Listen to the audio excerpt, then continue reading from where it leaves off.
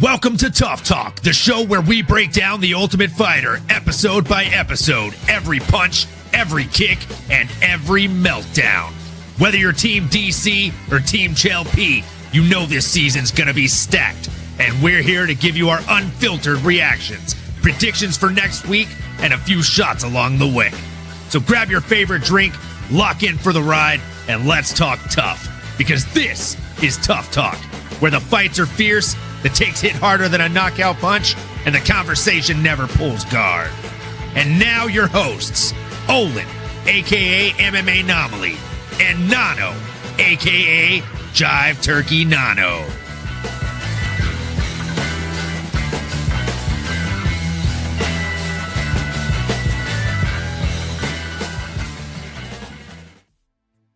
What is up, fight fans? Welcome back to another episode of the MMAnomaly Show, TUF Talk. I'm your host, Olin, a.k.a. MMAnomaly, and with me, as usual, is the co-host with the most, Jive Turkey Nano. How are we doing tonight, brother? Let's go. Doing great, brother. Great to see you. Great to see all y'all here trickling in for a little TUF Talk on this fine Tuesday. Doing great, man. Feeling good, living better. It was a fun episode. Got some violence, some aggression, and some pickleballing. My dad, Big Tone, will be happy to see some pickleball on the episode. So can't wait to break it down with you, brother. Absolutely, man. Likewise. Can't wait to break it down with you. Hope you're having a great night. And man, yeah, we definitely started off with some pickleball, right? And on that note, I guess we'll jump right on in. So we began the episode with the coaches challenge between Chael Sonnen and Daniel Cormier, DC versus Chael P, and a good old game of pickleball. As you said, Big Tone would definitely be enthusiastic to see this one. But I've got to ask you to start the show off. Nano, Mary actually proposed this question to me. Is pickleball what the fans want to see the coaches do? Is there another coaches challenge that you would have rathered see?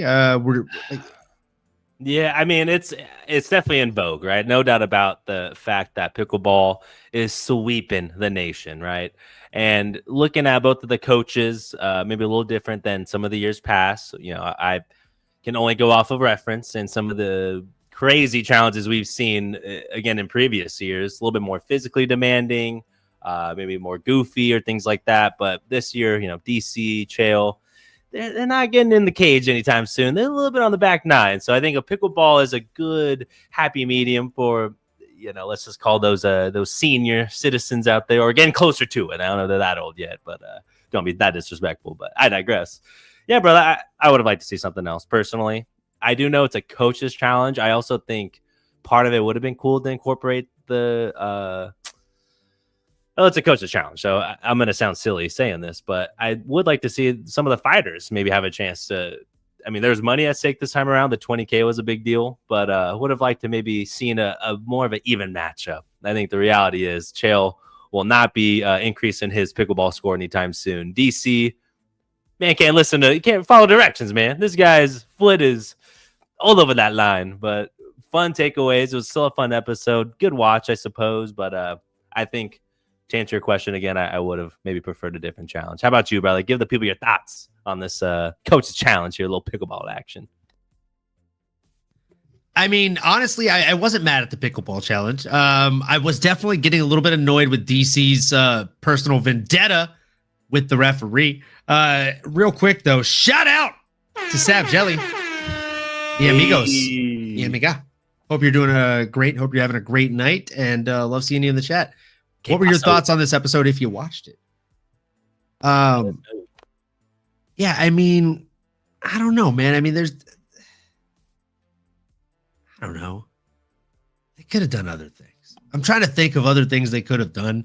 Especially and they're not, you know, they're retired UFC fighters. You got to assume there's some bad knees, some hips, some backs, some injury. You know, maybe something like I'm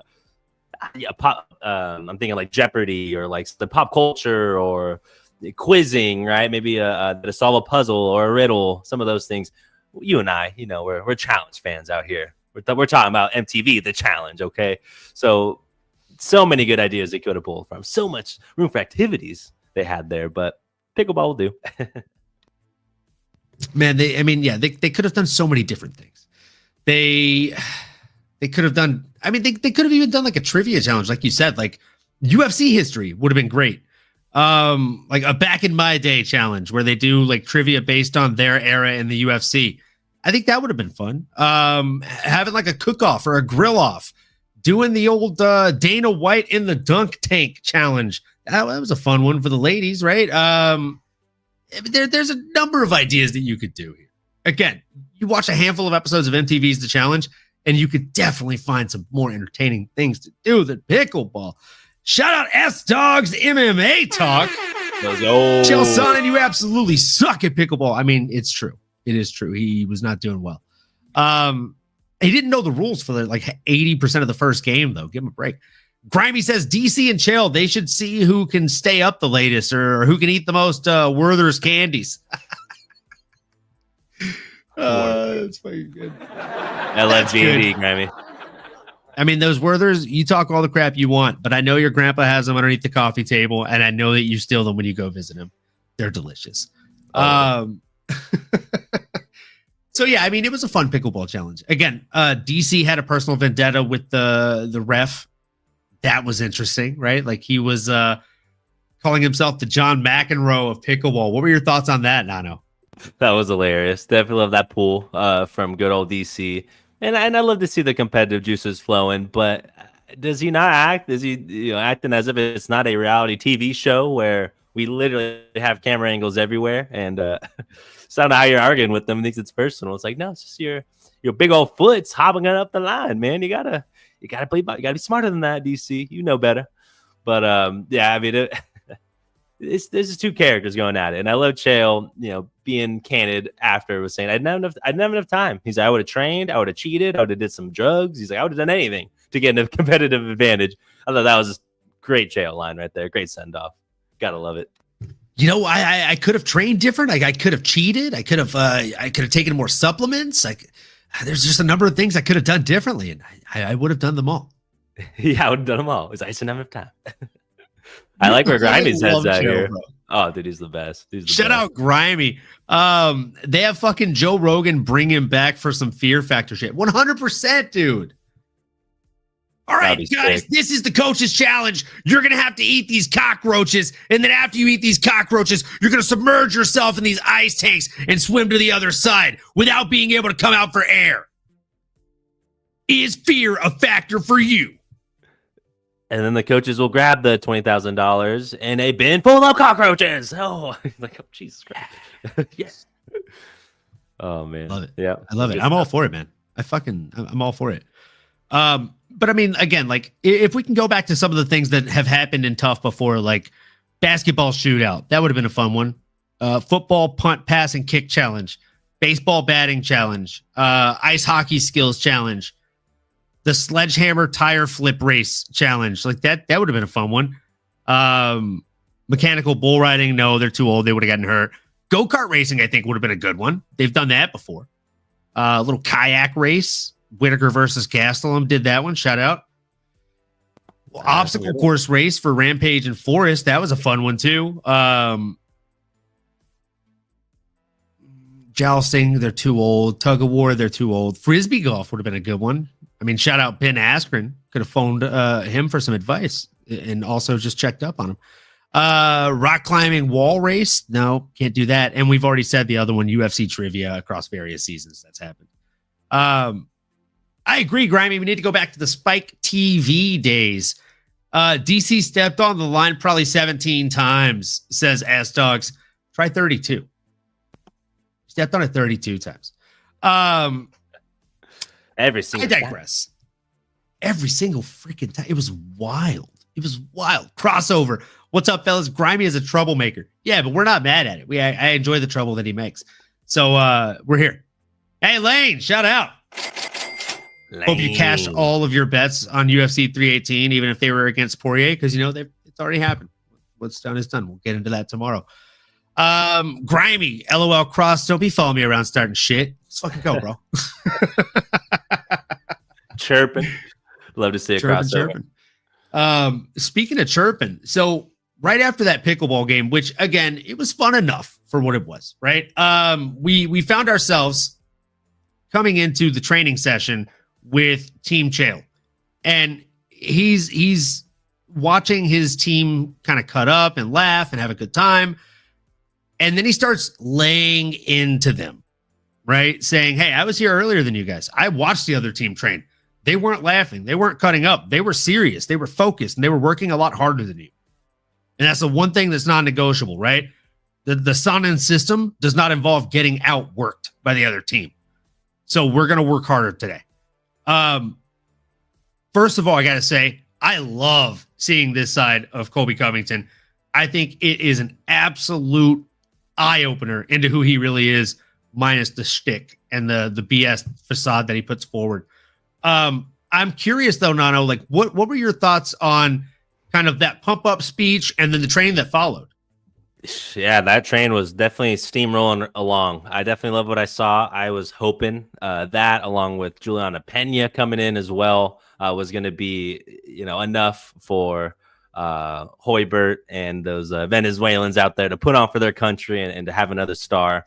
But yeah, I mean, to your point, man, I loved it. I mean, Colby, again, I understand the heel arc he went down, but seeing just the real Colby, genuinely trying to help out these young athletes, young fighters accomplish their dreams. It's like, it doesn't get much better than that. And Colby's been there and done it too, right? He's not just some hoorah guy. It's not, your strength conditioning coach just being a jerk. It's like, this guy's lacing them up and has had some of the biggest moments. Like, he's technically next champion, if I'm not mistaken. Might be interim. Did he beat RDA? Was that an interim or was he champ? I can't remember. I'm drawing a blank on it too. I think he was champ though. Like official, not interim, right? Yeah. For over RDA, yeah. So all to say, man, he's legit, and then seeing him work, and then, I think them responding was good. I wonder if part of that is because DC has two guys on his team still going at it, but okay, now I'm thinking about it. So did Chael, right? Hoybert, and then Mike Davis. So still got a lot of guys in it. It's not like they're all out of it just yet. So yeah, I think obviously they needed that little extra, kick in the butt there.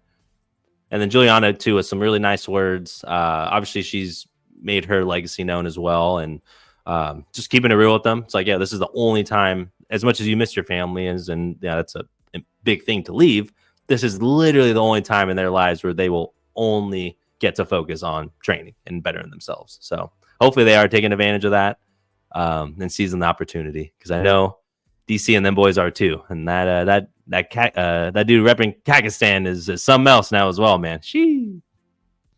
I mean, look, you mentioned Julianna Pena, which is kind of a perfect segue.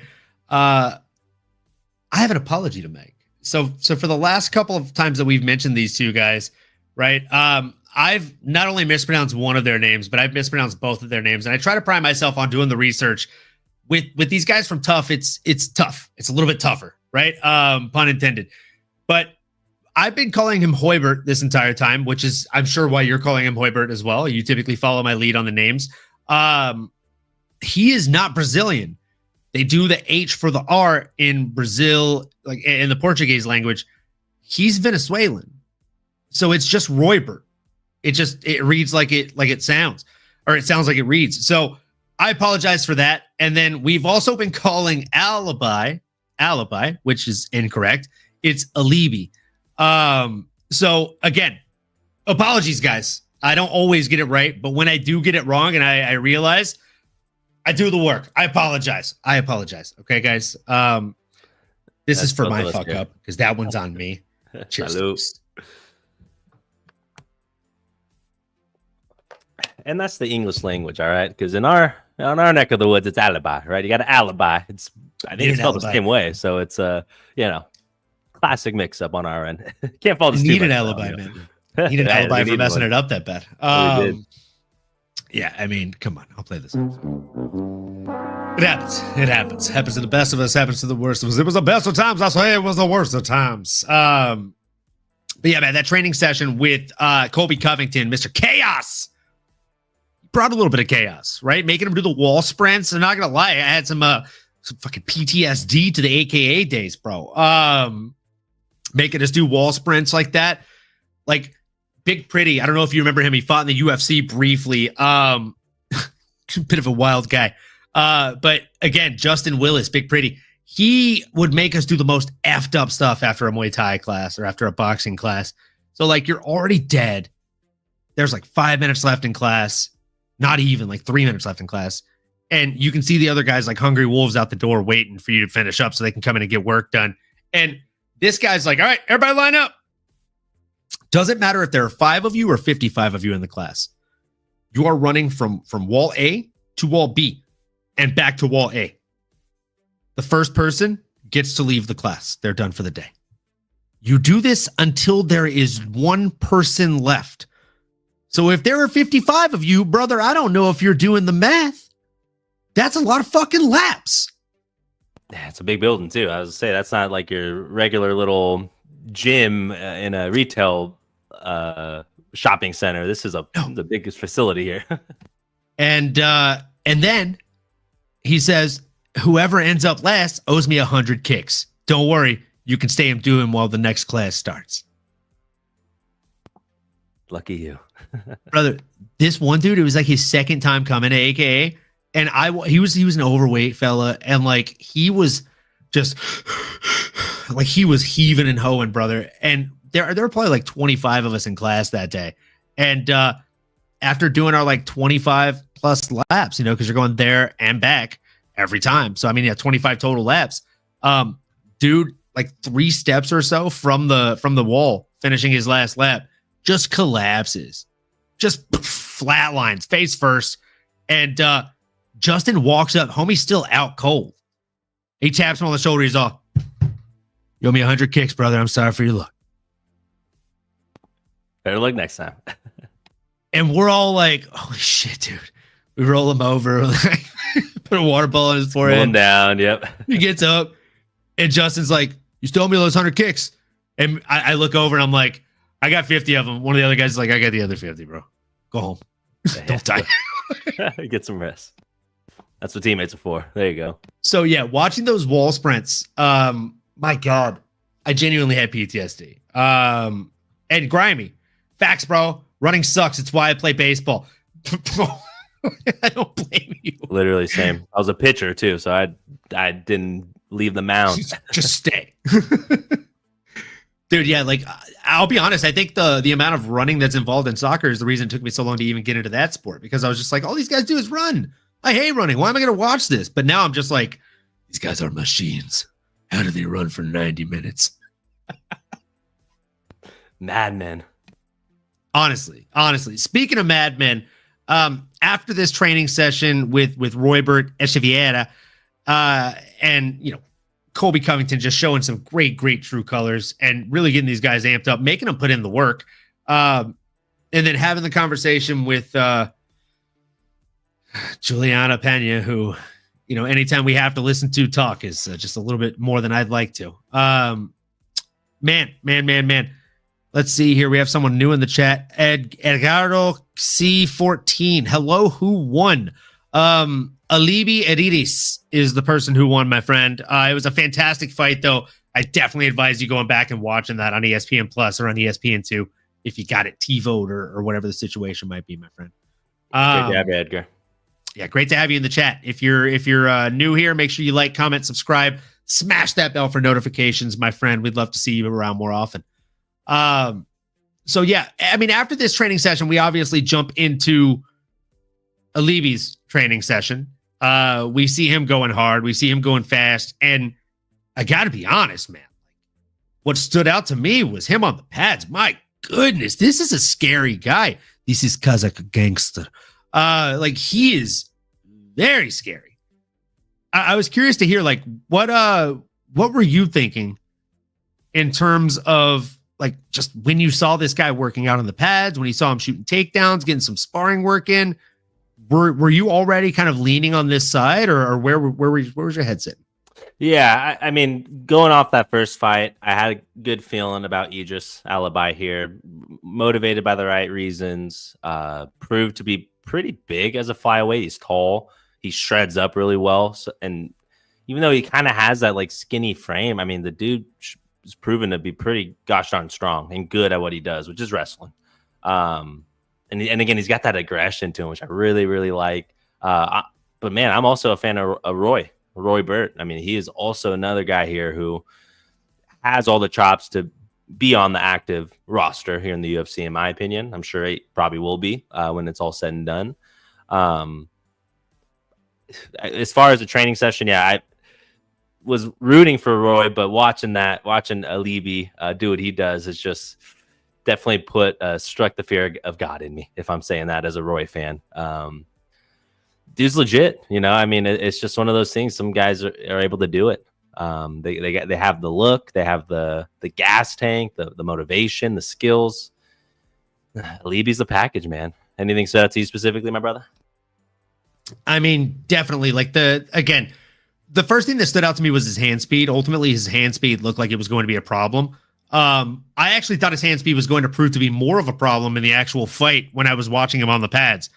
But he is a gym machine, right? Like he's one of these guys that when you see him in the gym, you're like, holy fuck, he's a world breaker. He's a champion. And then you see him in the cage and you're like, okay, he's a future champion, possibly. He has potential to be a world breaker, but he's not quite there yet, right? There are still holes in his game to an extent. So again, like on the pads, looking at the game planning, I thought, man, I'll be honest. I literally told my partner, I think Alibi wins, but I'm going for Roy Burt because I want Chael to have more people in the finale, obviously, right? He's only got 3 guys right now. So it was a tough night, but I digress. After the pad work, after the training sessions, they pulled at our heartstrings once again, Nano. Even worse, right? They give these fellas a chance to make a phone call to their folks back home. And goodness gracious me, I'll let you take the lead on this one. Like Roy Burt got to talk to his dad, his mom, his wife, and his child. And man, like what were the emotions that you were feeling watching that scene? Yeah, it was definitely a good reminder that they've been weeks without their phone, like just literally completely isolated from everyone. It's a good reminder, and just putting myself in those shoes, it's like, yeah, man, seeing your family.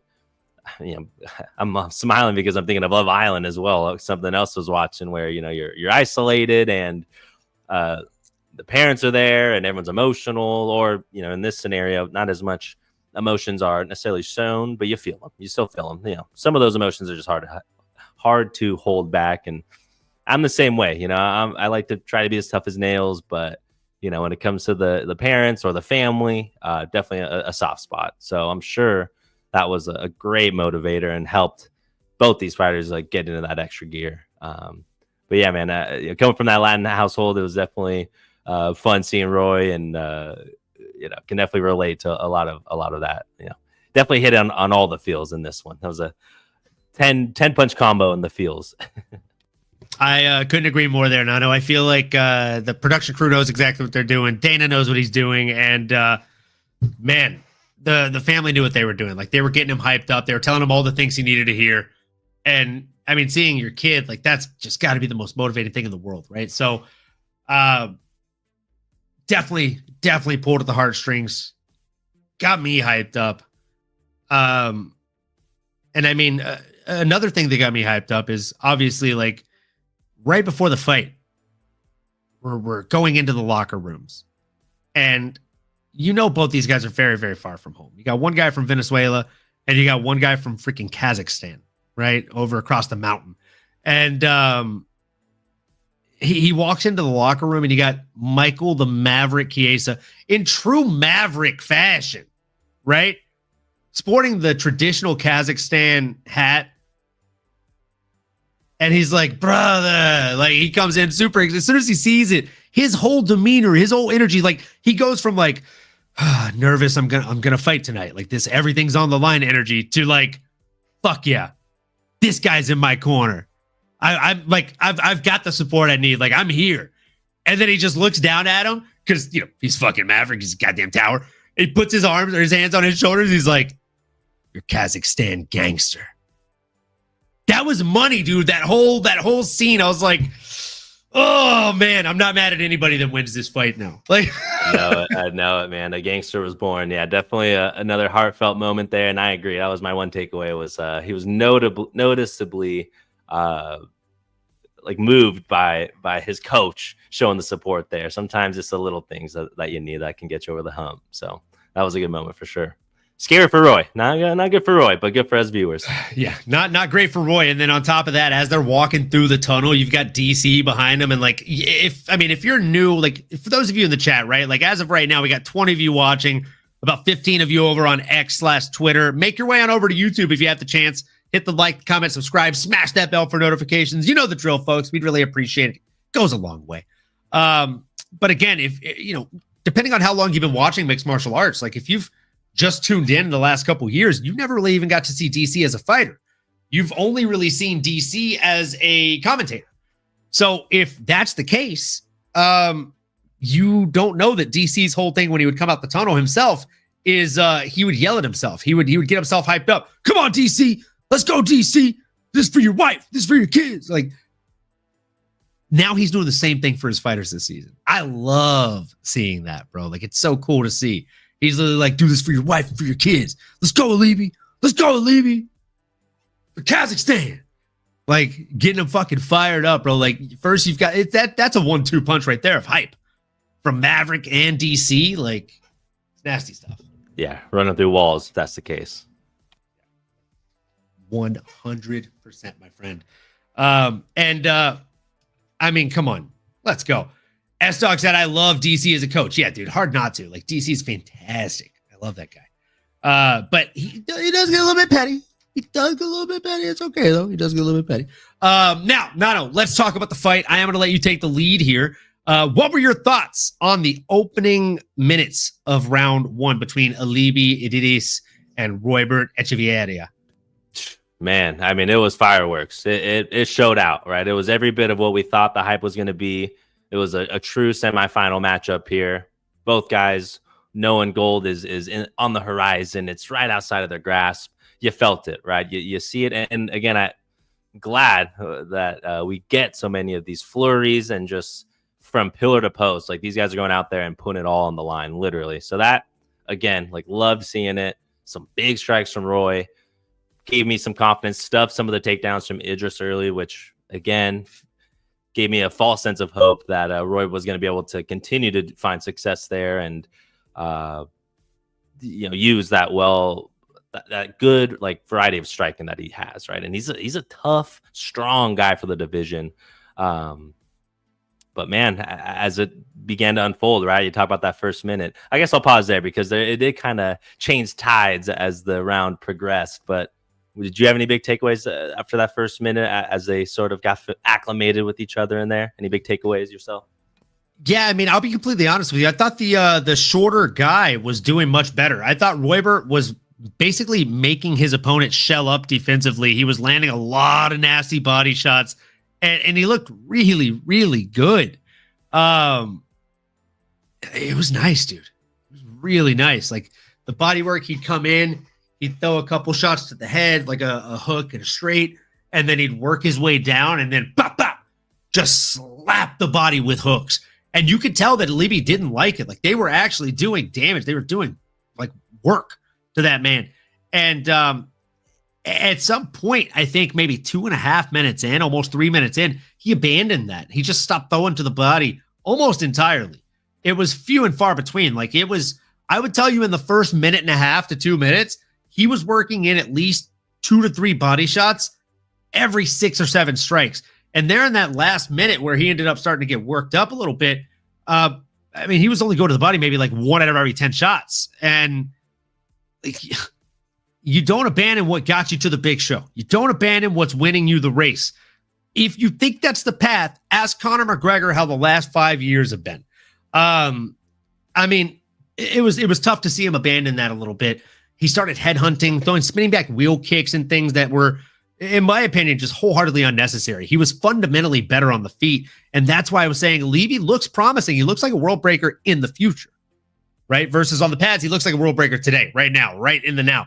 But it's tough because he was leaving openings. He was getting tagged in the body, and as he started getting tagged in the body, he would drop his hands, catch one to the head, and then he would do this, and he was right back to getting reset to the body. You've got to be able to kind of shrink down a little bit and rock or move out of range when those shots come, so you can land something back to make them respect you a little bit more and not want to come in and rush you the way that his opponent was in Roybert. But yeah, man, I feel like I'm steamrolling through it. I don't want to take all the meat off the bone here. So Nano, what were your thoughts on the back half of that round? Yeah, man, I agree with you all the way up until this point, and then there was sort of a change. I don't know if it was just Idris getting a little more comfortable with the strikes and kind of settling into his own. But it did feel, and Chael mentioned it as well. Roy established his game plan. He got Idris, kind of coming forward and showing some of that aggression. But it did feel, to your point, that he kind of got away from it. Before I keep going here, S. Staugs, favor between DC and Khabib in the locker room, laughing. ADC screaming at himself. Yeah, I mean, yeah, DC. I mean, so many good moments with DC and Khabib. That can be a whole YouTube video in and of itself, man, with all the gold. They need a buddy cop show or like exactly a that. YouTube. Exactly that. What up, Capitan? Joe, how you doing, man? Not much, man. We're doing good. Let us know how you felt about this episode and this fight, man. It was a banger. It was back and forth until it wasn't, right? And then it was again, Roy, I think, abandoned his game plan at some point. You get caught up in the fight itself. Maybe something happened. Maybe he got hit with something he didn't like. He did end up getting taken down, and man, and you see it after. I missed it entirely, but that finishing sequence where he gets taken down, he rolls around, he circles off the cage, which you like to see. He tries to flip underneath and faked a heel hook to get back to his feet. It was a beautiful scramble. Roybert did everything right, man. What? And he probably felt safe. The fence was there. He's kind of leaning up on it, and in the blink of an eye, Idris Alibi saw an opportunity. Again, Roy's off balance, still getting underneath his feet, up against the fence, and Idris Alibi sneaks that knee in there. I didn't even see it. I wish we needed some more camera angles because it just was so quick. And I saw it the moment it happened. I was like, oh, he caught the knee. I just seen Roy fall. I'm like, oh, shoot, what happened? I'm like, did he? Because then in my head, because I noticed he didn't fully get up yet. So I'm like, either he got dropped or he just he fell. Like he, just wasn't able to get his legs completely under him. But no, it was a finishing move. And then the punches after, refs jumping in, Roy confused, all signs of a flash knockout there. And like the coaches said to Roy after, man, hey, you got caught with you caught the fucking shot, man. You did good. You didn't do anything wrong. You're sticking to the plan. One mistake, and not even as much of a mistake as just, hey, he landed a good punch. He landed a good knee. He landed a good strike. Hats off to the opponent on that one. Lick the wounds. It's not ideal, right? You work this hard. You do all those things. You have the whole emotions, and then falling short a little bit like that. Not ideal, but hoping Roy gets another opportunity, man. I really like what we saw from him as far as just what he brings to the table. Really think he could bounce back in a big way. But this is Idris's time, Mr. Alibi, the Kazakhstani gangster, and his line after to Dana. Remember the name. I love that. I love that. And hey, I'm gonna remember it now too. Maybe he's talking to America, not just Dana on that one, but we're all gonna remember the name. We're gonna remember the performance and, frankly, the run that he's going on here in this show. I loved it, man. What about you, brother? Any big takeaways? Yeah, man. The timing on the knee was just, exponentially perfect, right? I don't think it could have been better. God gifted him that was just perfect, bro. It was written in the stars. It was poetic. And with all due respect, with the new Mortal Kombat trailer just recently releasing, if you haven't watched it, definitely do that. But man, that knee was 100% certified fatality. Brother, it was nasty. It was Murder, She Wrote. The lights went out in Vegas in that moment. It was tough to see, though. I do like Roybert. It's one of those situations like we had this weekend, which we will talk about ad nauseum tomorrow. We do our 318 breakdown. You didn't want to see Max or Dustin lose, but one man had to, and that was the situation tonight with Alibi and Roybert. But this was a really, really good fight, and as his coach has said after, he did nothing wrong. He did everything right. He simply got caught, which is a situation that could happen to anybody, right? So it is what it is. It is what it is. What I learned about this fight is two things. Alibi is going to win for his weight class. He's going to win the finale. I'm telling you right now. You can mark it in your calendars, folks. If he's an underdog, smash it, smash the line. But not till we get to bet on it. Don't make the line shift. We love you. And Roybert is also going to fight on the TUF finale. I'm calling that right now, right? Because he showed heart, he showed excitement, and he showed great striking, which Dana loves all those things. And he showed he's willing to go out on a shield, right? So I truly, truly, truly think in my heart of hearts that this man goes out there and gets either put against the current UFC fighter that's lower down on the ladder, or they give him somebody else that is on this season of TUF.